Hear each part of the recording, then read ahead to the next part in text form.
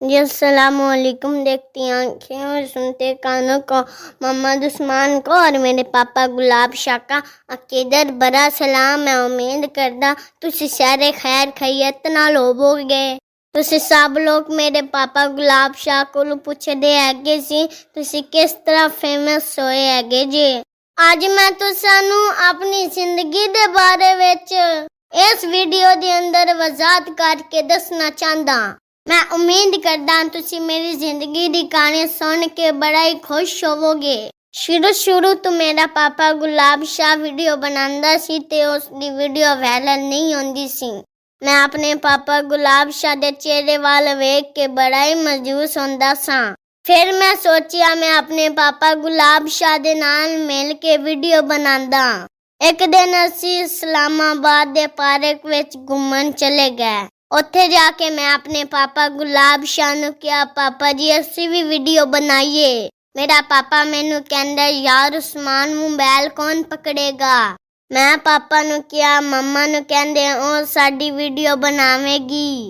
बस उस दिन जिंदगी विच पहली दफा वीडियो बनाई। वीडियो बनाने तो बाद असी उस वीडियो नू टिकटॉक ते अपलोड किया। अपलोड करन तो बाद फिर असी पार्क दे विच इंजॉय करदे रहे।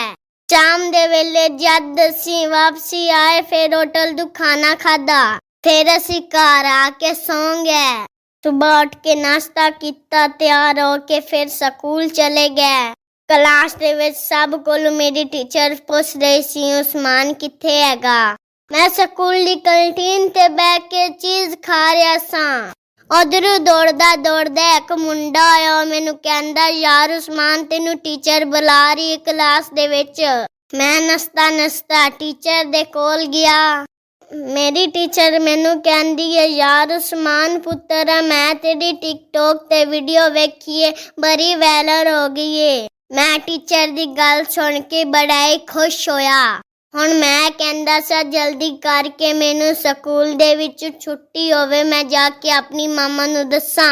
मैं घर गया, मैं जाके अपनी मम्मा नू दस्सिया, मम्मा मेरी टीचर कह रही सी तुसानी वीडियो बड़ी वायरल हो गई है। मेरी मम्मा गल सुन के बड़ा ही खुश होई, कहंदी हैगी है मैं तेरे पापा नू फोन करके दसदी हैगी हां। थोड़ी देर बाद मेरा पापा गुलाब शाह काम तो वापसी आ गया। वो आके मेरे गले लग के खुशी नाल बड़ा ही रोया।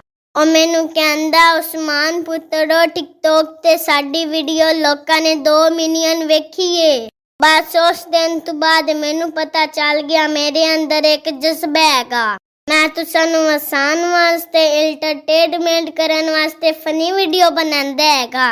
तुसी ये ना सोचिया करो उस्मान वीडियो बनांदा बड़ा बदतमीज होया जांदा है। अल्हम्दुलिल्लाह मैं एक अच्छे खानदान नाल तलक रखदा। मैं एक हलाली खून हैगा और मेरे अंदर पूरी इंसानियत है।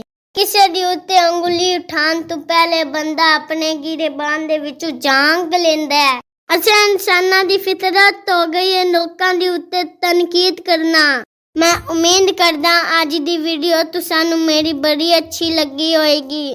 अगर जाने अनजाने गलती और मुस्ताखी हो गई तो माफ कर देना। हाँ एक गल होर भी हैगी है, सारे साडे कोल पुछदे सन तुसी कित्थों दी रहन वाले हो।